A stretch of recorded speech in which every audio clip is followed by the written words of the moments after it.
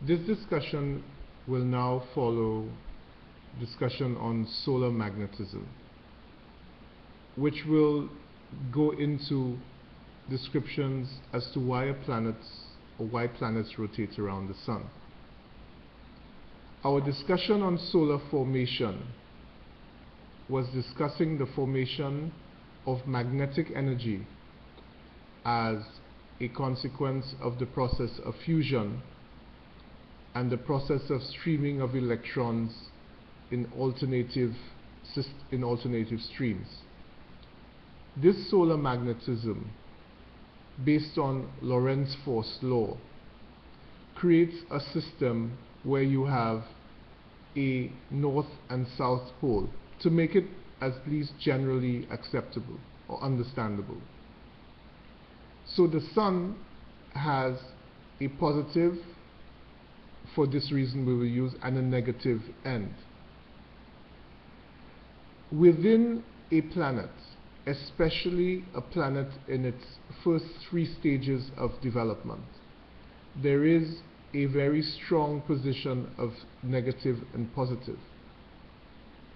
We would have discussed in planetary formation that a planet is ejected from the sun after approximately 3 billion years of heavy accumulation of elements, and the ejection of the planet creates a situation where it frees up the system of solar processing of fusion to allow the processing to go a little easier.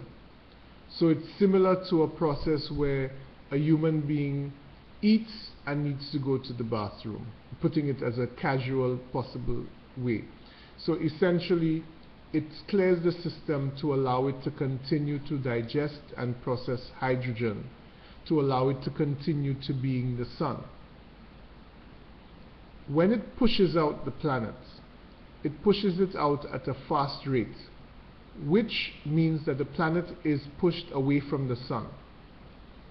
However, when the planet is pushed out of the sun, that immediately creates a vast increase in the rate of processing or the rate of fusion, which then generates a proportional amount of magnetism, which then again pulls back the same planet that was pushed out and allows it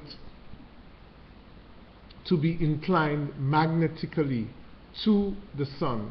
So you would have a system which is orbiting the sun, which wants to leave, but so it has that momentum, but at the same time it has the magnetic restraint from the sun.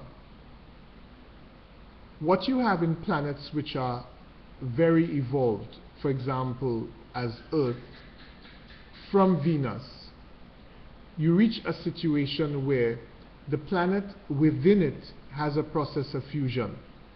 That process of fusion is creating its own magnetism, and that magnetism, which we would absorb or which we would notice using or understanding that it is seismic energy, or should I say earthquakes, creates an increase in the rotational speed of the planet.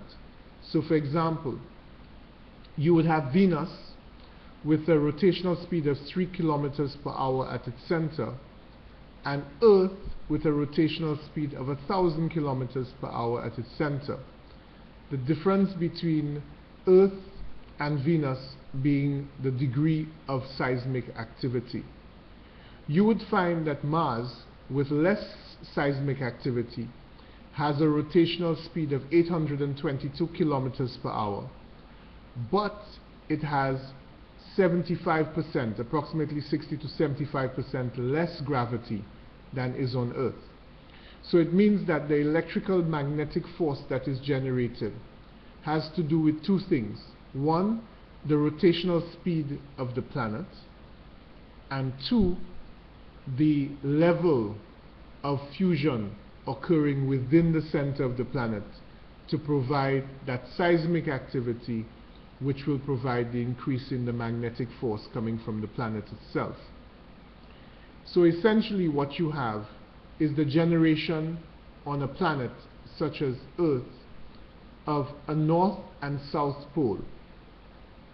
As the planet moves around the sun, you will have a system where the north pole of Earth is attracted to the south pole of the sun, and the south pole of Earth is attracted to the north pole of the sun.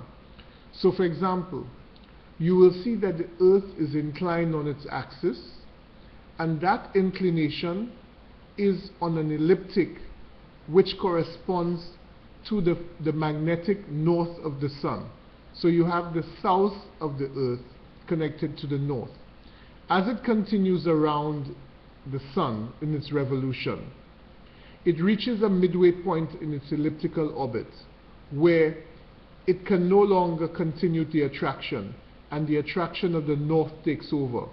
So what you have is that the sun, or should I say the planet, changes its elliptical path, so it becomes a situation where it goes lower, which connects the north pole of the planet to the south pole of the sun. So it means that that tremendous force of attraction and repulsion is what drives the planet to rotate around the sun. This process, which continues on as we continue along, continues way from Mercury as far as Pluto. As these planets evolve and they reduce their level of magnetism to reach a planet like Pluto, they have no more effect on their system. So in other words, they have no more force, which we can call escape velocity, and therefore are attracted very strongly by the sun. So that planet, like Pluto, which is devoid of magnetic energy, begins on its path returning to the sun, which is why I indicated that it is systematically forming moons. So effectively, that process can be used to calculate time and to understand what a moon is. But coming back to our moot, the major component of this clip is primarily to describe that the sun or the planets do not go around the sun because of the warp in the fabric of the time-space continuum, but simply because of magnetic attraction. So I have found persons who have been very technical and trying to explain away a process of nature which is very simple, a process of attraction and repulsion involving magnets. So essentially what you have is a system of the sun which is a giant dynamo, which is powered by fusion, powered by hydrogen, which is the most abundant element in the universe, and this powering of this element allows a very strong position to make sure that we create a situation where we understand that the basic force that controls the movement of the sun is magnetism, and there is no other force, the time-space continuum, that does otherwise.